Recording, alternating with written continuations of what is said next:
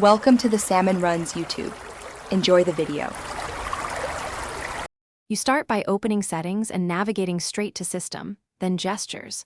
Once there, find Press and hold Power button and open it. This control is what triggers Assistant.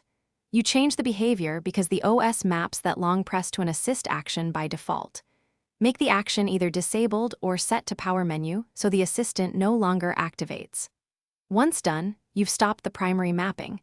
We'll handle defaults and the Google app next to make it permanent. Next, go to Settings, Apps, then Default Apps and tap Assist and Voice Input. You must change the Assist app from Google to None or another non-assistant option so the OS doesn't route the button to Assistant. This step matters because gesture changes can be overridden by the default Assist app. If your phone lacks a None option, open the Google App Settings and disable Assistant there.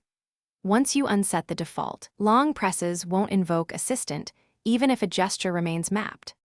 Finally, reboot and test a long press of the Power button to confirm the Assistant no longer appears. If it still opens, open the Google app, go to Settings, Google Assistant, then General and toggle Assistant off. You may also clear Google App defaults in App Settings. If options are missing, update Android or the Google app, or clear cache/data for the Google app. One troubleshooting tip: if changes revert, check for device admin or vendor overlays that reapply Assistant mappings. Thanks for watching. Consider subscribing if we helped you.